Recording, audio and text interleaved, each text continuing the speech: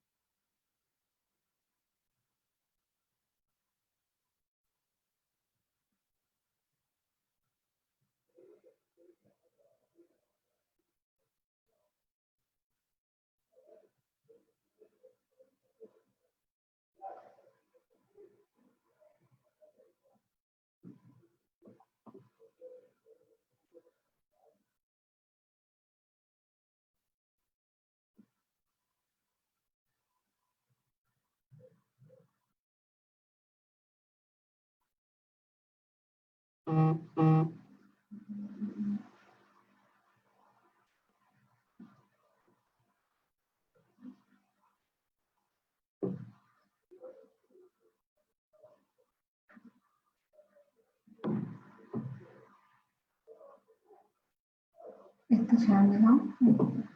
¿Qué?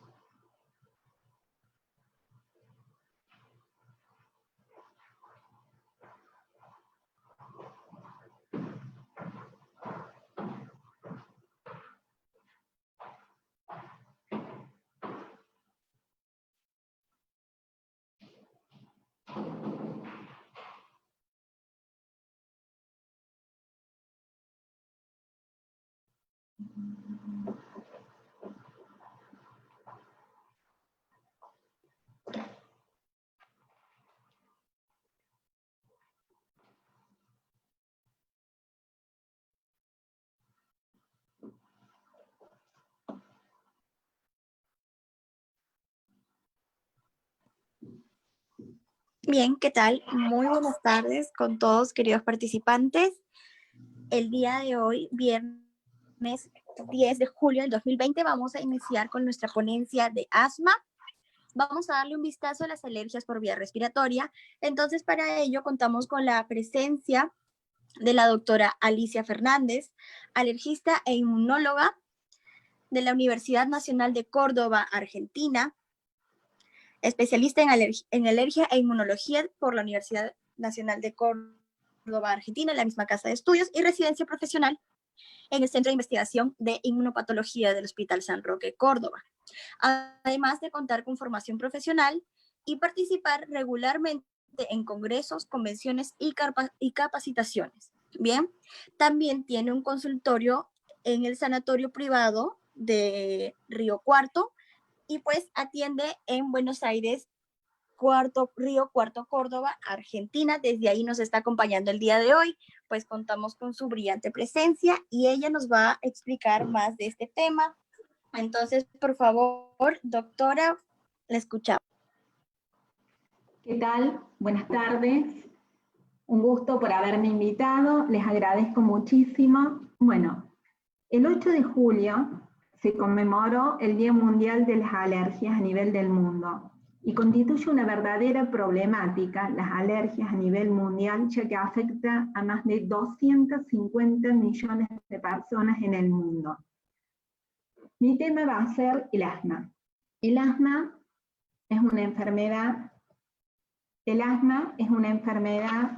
que se caracteriza porque afecta a más de 300 millones de personas en el mundo, constituye una verdadera una verdadera problemática porque ha aumentado la prevalencia, especialmente en estos últimos años, en los países en desarrollo, puede afectar a cualquier grupo etario, en niños, o pueden afectar también a adultos, y se caracteriza porque no constituye una carga en la productividad laboral, individual, personal, social, comunitaria.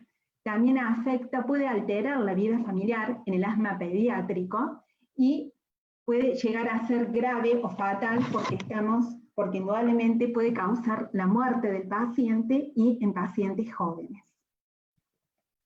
Un minutito. Las diapositivas. ¿Pueden ver la siguiente?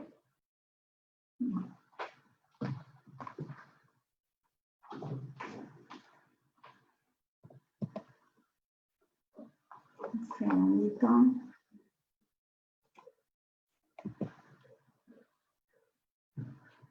Bueno, vamos a definir qué es el asma. El asma es una enfermedad heterogénea. Se caracteriza por una inflamación crónica de la vía respiratoria. Indudablemente, la heterogeneidad del asma, esta inflamación crónica me va a originar una broncoconstricción. Cuando hablamos de broncoconstricción, es un estrechamiento de la vía aérea con un aumento del grosor de la musculatura de la pared bronquial, con un aumento de las secreciones. Todo esto me va a limitar el flujo aéreo variable, por eso hablamos justamente de una limitación al flujo aéreo expiratorio. Estos pacientes tienen una respiración sibilante, disnea, dificultad respiratoria, accesos de tos, dolor torácico u opresión torácica, y varían en el tiempo y en la intensidad. Afecta aproximadamente entre el 1 y el 18% de la población general. Puede afectar la calidad de vida del paciente, alterando el sueño, el estrés, indudablemente la condición genética. Cuando hablamos de condiciones genéticas, hay una gran variabilidad porque es poligenética y esto está en directa relación con el medio ambiente. Hay factores que me van a desencadenar los cuadros de asma, la clínica, como la obesidad, por eso es importante el control del peso, el ejercicio, esto lo podemos controlar utilizando beta-2 agonistas entre 15 minutos a 30 minutos antes de realizar una actividad física. Aeroalérgenos, indudablemente los aeroalérgenos son sustancias, antígenos, pequeñas proteínas capaces de inducir una broncoconstricción en la musculatura respiratoria, y los más frecuentes son los ácaros del polvillo, los hongos, los pólenes, los pelos de animales, la caspa de animales, los irritantes, donde acá tenemos indudablemente, podemos considerar la combustión, irritantes como jabones, como detergentes, como el cloro, tan utilizado últimamente en el caso del COVID.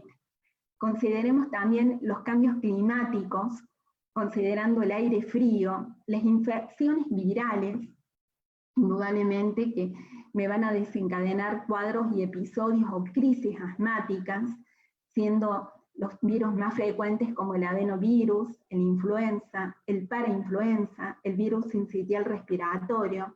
En las últimas décadas también se ha observado mucho el rinovirus. Y bueno, indudablemente actualmente tenemos una pandemia con el COVID que me va a exacerbar, y sabemos que el impacto de este virus es la vía respiratoria, así que el paciente asmático tiene mayor afectación en la presentación de los síntomas o los cuadros de exacerbaciones, indudablemente, o de crisis asmática.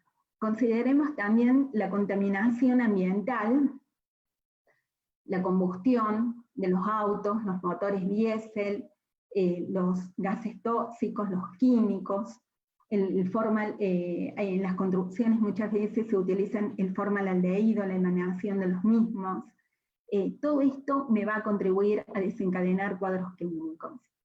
Existen fármacos también utilizados como los beta bloqueadores, que son utilizados para la hipertensión arterial, la aspirina y los antiinflamatorios no esteroideos. Todos estos síntomas pueden responder, pueden resolverse espontáneamente, a veces es necesario medicación para evitar la obstrucción al flujo aéreo. Y toda esta clínica puede estar ausente durante semanas o meses. Cuando hablamos de asma, es importante diferenciar los fenotipos de asma, porque a través de los fenotipos tiene en cuenta la inflamación que vamos a observar en la vía aérea. A través de los fenotipos es todo aquello que es visible. Y a través del fenotipo está, anteriormente hablábamos de asma y el tratamiento era prácticamente el mismo para todos los pacientes. A través de los fenotipos nosotros podemos hacer un tratamiento mucho más personalizado y mucho más preciso, porque los tratamientos indudablemente van a variar y cambiar de acuerdo al fenotipo que presente cada paciente. Por eso hablamos de una enfermedad heterogénea, con diferentes procesos patológicos. No hay relación entre la patología, los patrones y la respuesta al tratamiento. Acá hablamos de un asma alérgico que tiene un inicio en la infancia, donde hay una historia familiar de atopía. Estos pacientes tienen en el esputo un infiltrado eosinofílico y tienen muy buena respuesta a los corticosteroides inhalatorios. Hablamos de un asma no alérgica que se da más en adultos, que pueden tener un esputo neutrofílico eosinofílica. Tenemos una pobre respuesta a los corticosteroides inhalatorios, es un asma mucho más grave. Al igual que el asma de inicio tardío, donde se da más en la edad adulta, en predominio femenino, no son alérgicos y ya necesitan altas dosis de corticosteroides inhalatorios. El asma, donde ya hay modificación de la vía aérea con flujo aéreo modificado, son pacientes asmáticos de larga data, de larga evolución, remodelaron la vía aérea. Y el asma con obesidad, donde los síntomas están aumentados, especialmente es importante el control de los síntomas, el control de la obesidad, del peso, y tienen muy poca inflamación eosinofílica. Recordamos que en los fenotipos de asma existen a su vez endotipos, ya donde teniendo en cuenta si el T-helper2 va a estar aumentado o no está aumentado o disminuido, y ahí vamos a tener el asma alérgico y el asma eosinofílico. Indudablemente el asma alérgico, que ya hablé un poquito, donde tenemos todas las características y la historia familiar del asma, vamos a tener un asma eosinofílico, que que es bastante conocido, la asa triada, donde tenemos el asma, poliposis nasal o síntomas respiratorios y la asociación con la aspirina. Indudablemente estos pacientes, cuando toman o ingieren aspirina, van a exacerbar una crisis de asma. Es un asma bastante severa. Y debemos considerar también un asma de inicio mucho más tardío, que es un asma mucho más complicado. Y el asma con un infiltrado más neutrofílico, donde consideramos sobre todo al asma por ejercicio o al asma con obesidad. El diagnóstico de asma. Cuando hablamos de diagnóstico de asma, cuando hay baja probabilidad de asma, cuando tenemos tos sin otro síntoma acompañante. Cuando tenemos un esputo crónico, que debemos pensar más en una patología restrictiva, como es un EPOC, cuando tenemos una disnea asociada a mareos o parestesias, consideremos la patología cardíaca, el dolor torácico también, o una disnea inducida por ejercicio con una respiración dudosa. Consideremos en el paciente atópico la historia familiar de asma, una historia de rinitis alérgica, de dermatitis atópica, de asmáticos. ¿Cómo se realiza un diagnóstico de asma?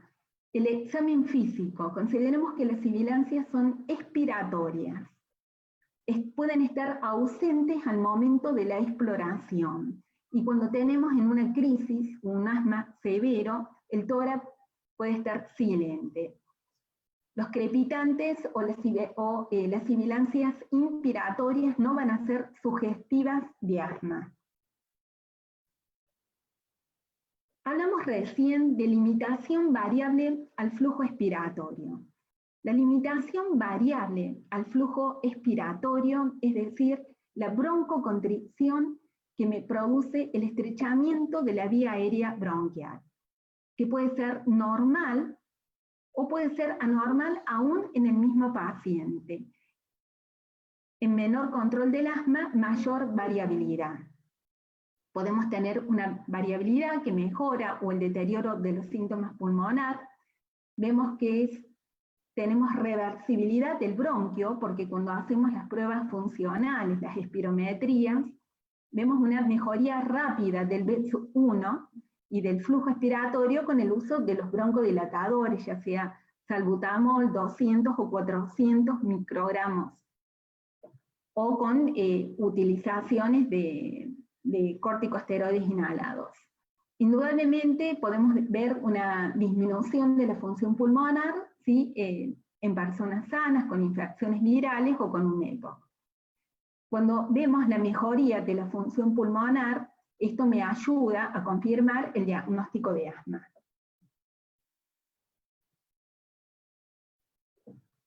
Bueno, las pruebas de provocación bronquial. La hiperreactividad del bronquio. ¿Qué es hiperreactividad? Es una respuesta exagerada ante una sustancia. Estas pruebas se utilizan nebulizaciones con histamina o con manitol, metacolina. También se pueden, con el ejercicio o la hiperventilación, podemos realizar pruebas de provocación bronquial y que me va a determinar, que me va a originar una broncoconstricción del bronquio. Esto se traduce en la hiperreactividad del bronquio, que se observa una prueba negativa, me va a descartar el asma, y una prueba positiva no es específica de asma. Estas pruebas de provocación bronquial también se pueden ser positivas en rinitis, en fibrosis quística, en rinitis alérgica, en el EPOC o en la displasia broncopulmonar. Bueno, las pruebas de alergia, que me aumentan la probabilidad, pero no son específicas, tenemos en cuenta que las pruebas cutáneas indudablemente son específicas de asma alérgico, pero recordemos que pruebas cutáneas sin historia clínica no me diagnostica un paciente con asma alérgico, asma atópico. Recordemos que solamente tiene que haber una interrelación, o sea, tenemos que tener historia clínica, porque podemos tener pacientes con pruebas cutáneas positivas sin síntomas. Recordemos que es necesario que el paciente tenga clínica y asociar, sí, con las pruebas cutáneas a medio ambiente. La inmunoglobulina E específica, que en estos últimos años tiene gran importancia, indudablemente porque nos permite un diagnóstico mucho más dirigido. También las pruebas con el feno, que es el óxido nítrico exhalado. Este puede estar asociado, estas pruebas pueden ser positivas o asociadas a una inflamación eosinofílica, en bronquitis eosinofílica, en asma, en rinitis, en dermatitis atópica. Podemos observar estas pruebas niveles bajos en fumadores o en pacientes con broncoconstricción en las etapas tempranas. El feno menor a 50 partes por billón se asocia con muy buena respuesta a los corticoides inhalatorios. ¿Qué me mide el feno? El feno me va a medir el grado de inflamación de la pared bronquial y su respuesta a los corticosteroides inhalatorios. Por eso no se recomienda de rutina para inicio, para inicio del tratamiento de los corticosteroides inhalatorios. El diagnóstico de asma en poblaciones específicas. Tenemos en cuenta, como hablé de los fenotipos, nos vamos a ocupar un poquito de cada uno de los diagnósticos. La tos como único síntoma. La vamos a ver en una tos como variante de asma, especialmente en niños, que aumenta en la noche y pueden tener pruebas de funcionalidad pulmonar normal. Podemos tener la tos también tener en cuenta porque puede ser inducida puede ser inducida por pacientes con reflujo gastroesofágico. Podemos tener un síndrome de tos crónica de la vía aérea superior o en pacientes que toman medicación por los inhibidores de la angiotensina, sobre todo en pacientes con hipertensión pulmonar. La podemos tener en la sinusitis crónica por el goteo postnasal o en una disfunción de las cuerdas vocales. Vamos a hablar o tener en cuenta el asma ocupacional y exacerbado en el trabajo. Es un asma inducida o agravada por alérgenos u otros sensibilizadores del área laboral. Generalmente estos pacientes tienen una rinitis que precede al asma un año antes de ser asmáticos, constituyen entre un 5 a un 20% de asmáticos de inicio en la edad adulta, indudablemente, y medir la funcionalidad pulmonar dentro y fuera del trabajo. Tenemos que hacer diagnóstico de asma en poblaciones específicas, en atletas, que se debe confirmar con las pruebas de función pulmonar o las pruebas de provocación bronquial, en el embarazo, donde está contraindicado realizar pruebas de provocación bronquial, pero en este tipo de pacientes no se debe disminuir el tratamiento de control. Tener en cuenta en los adultos mayores, que muchas veces son subdiagnosticados por la edad avanzada, por la falta de ejercicio, por su asociación con cardiopatías, con EPOC. Consideremos pacientes fumadores y exfumadores, porque se puede confundir o se puede superponer con EPOC. Existen la asociación de asma con enfermedad pulmonar obstructiva crónica, donde vamos a considerar el patrón de síntomas, los antecedentes de exposición, la relación del BET1 y la capacidad vital no menor de 0,7 y la reversibilidad post el uso de broncodilatadores. ¿Cómo evaluamos el paciente asmático? La evaluación debe incluir el control de los síntomas y los riesgos de exacerbación, el uso de los dispositivos y la adherencia al tratamiento, las comorbilidades. La función pulmonar es importante en la evaluación del riesgo futuro, medirla al inicio y cada 3 a 6 meses. El pobre control sintomático se asocia con las exacerbaciones. Tenemos en cuenta la frecuencia en las últimas 4 semanas, si tenemos síntomas nocturnos, síntomas de asma, despertares nocturnos, limitación de la actividad, el uso de medicación de rescate. ¿Cuándo vamos a tener exacerbaciones en un paciente asmático? Cuando tenemos un pobre control de síntomas. Cuando utilizamos beta-2 agonistas de acción rápida más de una vez por mes. Esto aumenta la mortalidad. Cuando tenemos un uso inadecuado de esteroides. Cuando tenemos un BET1 menor al 60%. Consideremos también los problemas sociales, económicos, psicológicos, fumador, la exposición a aeroalérgenos, las comorbilidades. ¿Cuáles son las comorbilidades? La obesidad, la sinusitis, la alergia alimentaria, dermatitis, la eosinofilia, el embarazo. La utilización inadecuada del paciente cuando utiliza corticoides la automedicación del paciente. Consideremos que estos pacientes utilizan cantidades importantes de corticoides, que pueden ser sistémicos o locales.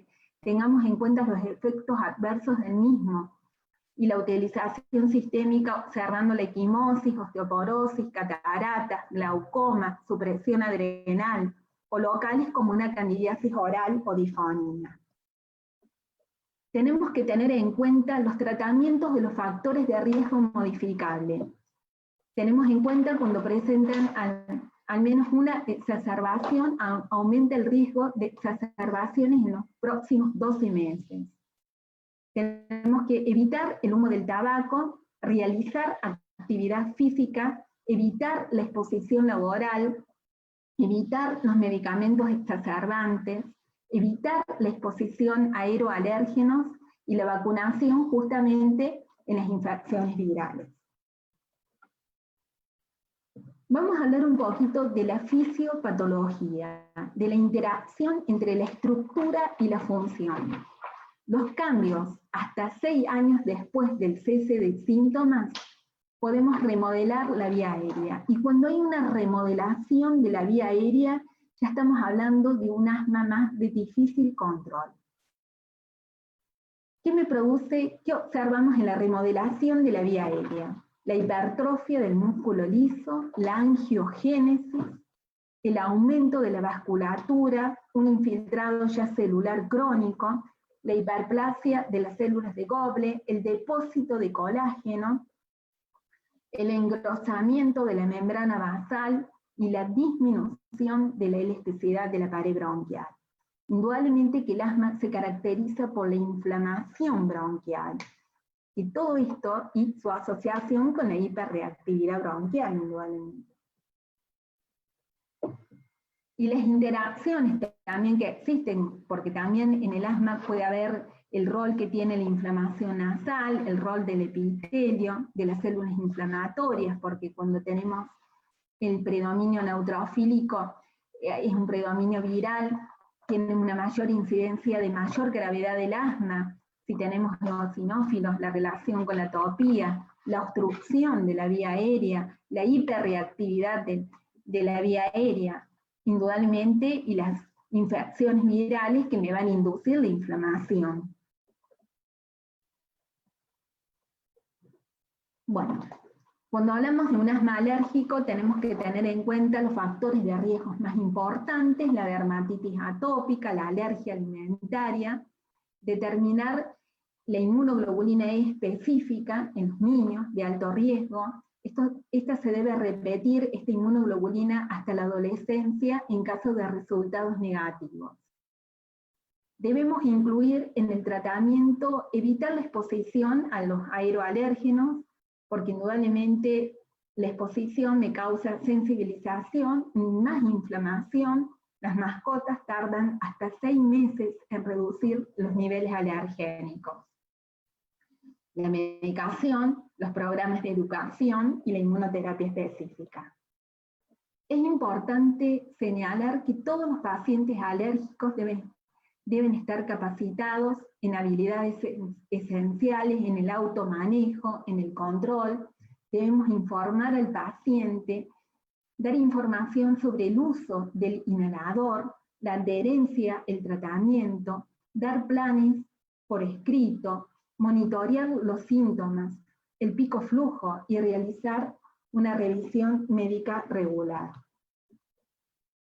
Voy a hacer una breve visión sobre la medicación en el paciente del asma.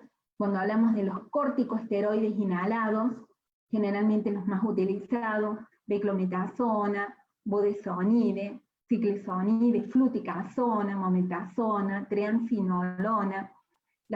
Las combinaciones de los corticosteroides inhaladores inhalados con los agonistas beta-2 de acción prolongada, la utilización de beclometasona formoterol, de fluticasona bilanterol, de fluticasona salmeterol, de metasona formoterol. Tengamos en cuenta los modificadores de los leucotrienos en el Montelukast, que esto se utiliza especialmente en el asma pediátrico. pero como tratamiento de inicio. Las cromonas, por ejemplo, cromoglicato de sodio, también se utiliza más en niños. Tener en cuenta en el asma ya de difícil control, no controlado, en el asma grave, ya tenemos que pensar indudablemente en los biológicos. Y cuando hablamos de biológicos, los anticuerpos anti-IgE, los anti-IgE y anti-interleuquina 5, los anti-interleuquina 4, en algunos casos también es necesario indudablemente como entre los anti-IgE podemos hablar del mepolizumab, que se puede utilizar hasta en niños, el omalizumab, el anti-interleuquina 5 y anti-interleuquina 5R, el mepolizumab, los corticosteroides sistémicos como prednisona, prednisolona, hidrocortisona como medicación de rescate. Bueno, y los medicamentos de rescate como los broncodilatadores de agonistas beta-2 de acción corta, nunca como monoterapia. Indudablemente como en una urgencia podemos utilizar las asociaciones formoterol, corticosteroides inhalatorios a dosis bajas y anticolinérgicos de acción corta. Bueno, otros tratamientos, acá hablamos un poquito de omalizumab, que hice referencia, que es un anti-IgE, en niños menores de 12 años con asma alérgica grave, con una hipersensibilidad IgE demostrada y con una vía subcutánea. El mepolizumab, ya en pacientes adultos, también tenemos otros, duzulizumab, que no están en la diapositiva. Consideremos también en el asma neutrofílico y para disminuir el efecto antiinflamatorio a veces es necesario la utilización de macrólidos, y la inmunoterapia indudablemente en el paciente alérgico, porque la inmunoterapia me puede cambiar la historia natural de la enfermedad, me va a modular el proceso alérgico, me va a prevenir futuras sensibilizaciones, me va a prevenir el desarrollo del asma, me va a mejorar la hiperreactividad y el broncoespasmo. Este es un listado de todas las abreviaturas, y bueno, si quieren hacer algún tipo de preguntas, y muchísimas gracias.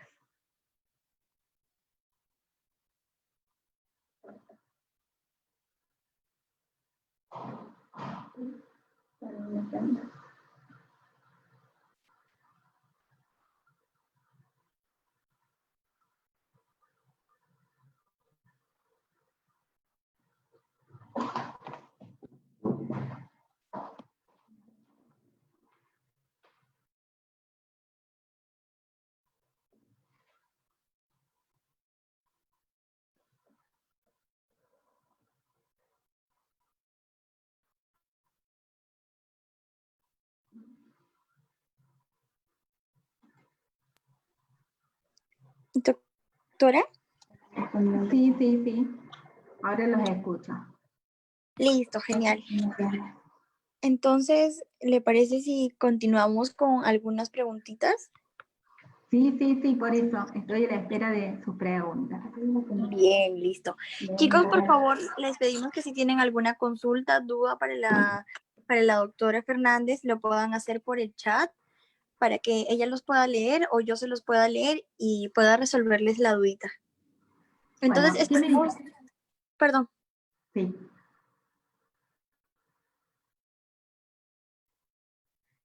Bueno, una de las preguntas, ¿qué medicamentos debo utilizar en una crisis asmática?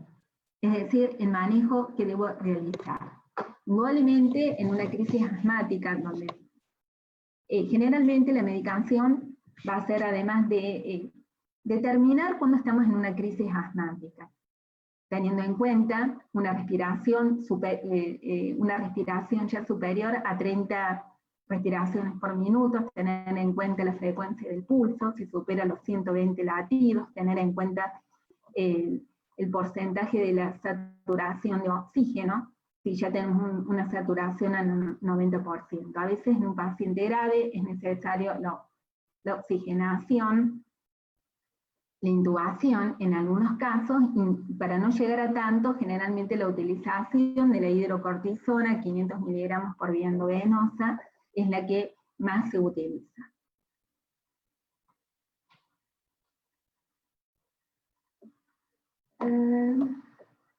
Después.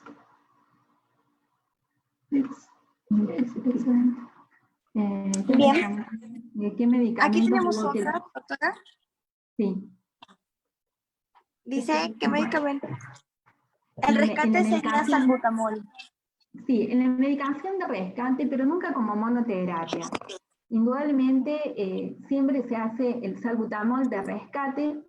No hay que indicar al paciente un uso masivo de los beta-2 de acción corta, porque sabemos que indudablemente Gina ha determinado que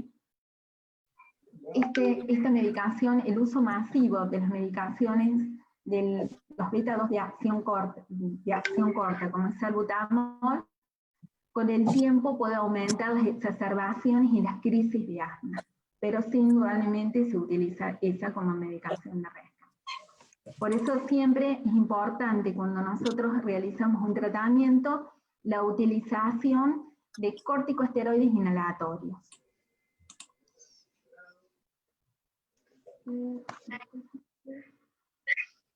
¿Qué se denomina? Marcha atópica. Bueno, ¿qué se denomina la marcha atópica? La marcha atópica es la atopía que tiene el paciente.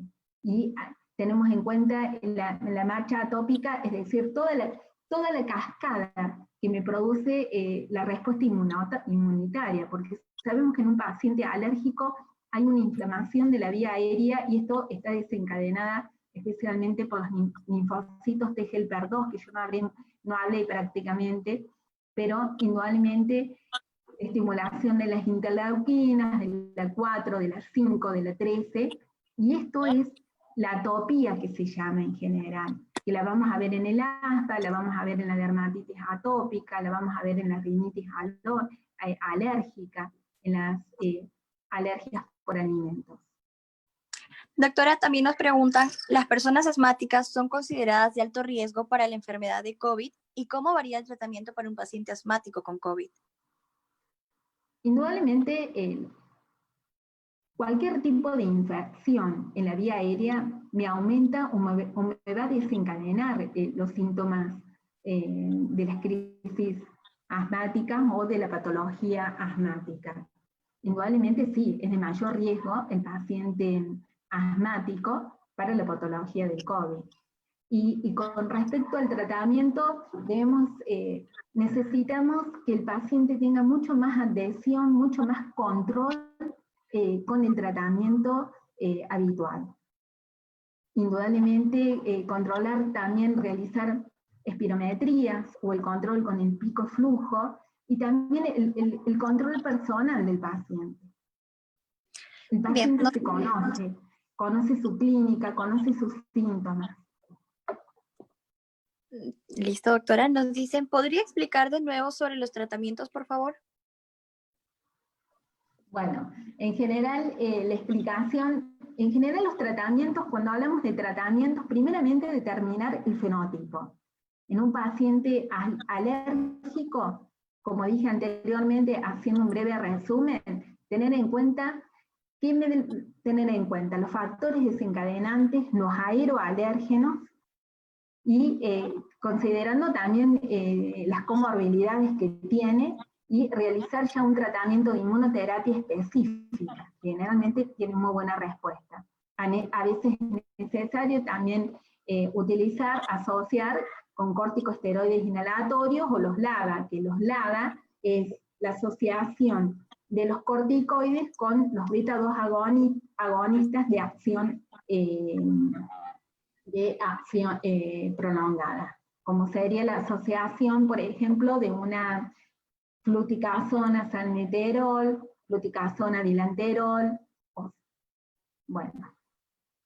Nos preguntan también, ¿cuáles son las comorbilidades del asma? Las comorbilidades son la rinitis alérgica, la dermatitis atópica, la obesidad. Todas esas son las alergias alimentarias, son todas comorbilidades del paciente asmático.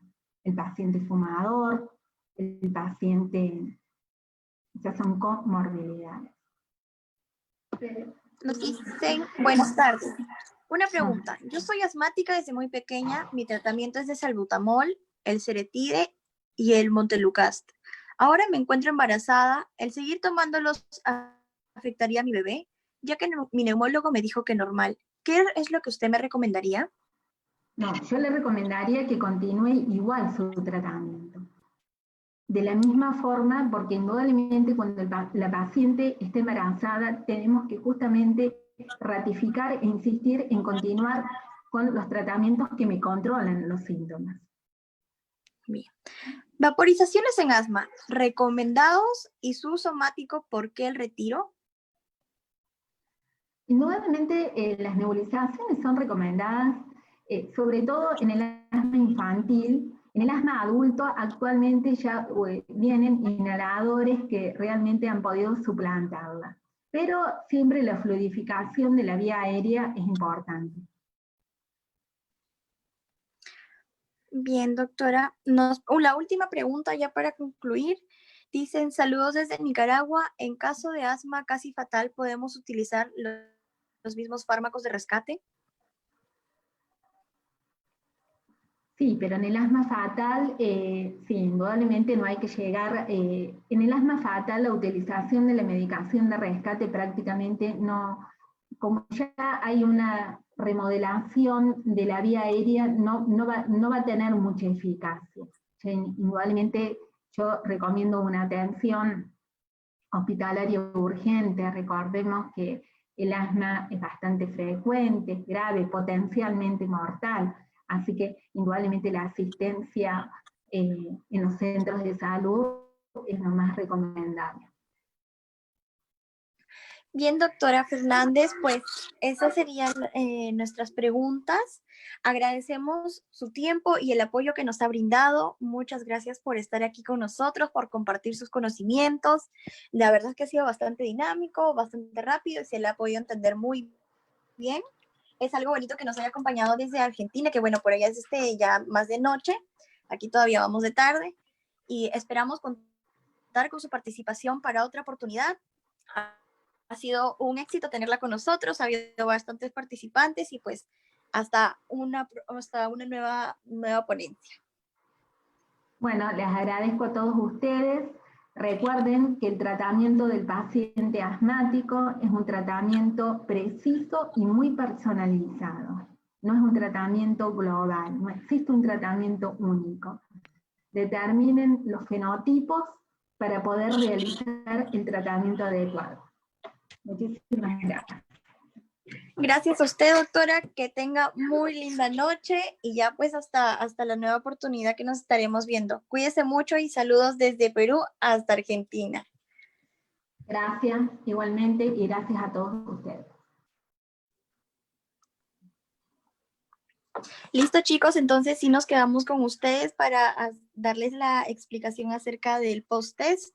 Para eso va a continuar mi compañera Brigitte, encargada de CEPAIS SOCIEM UCB Trujillo.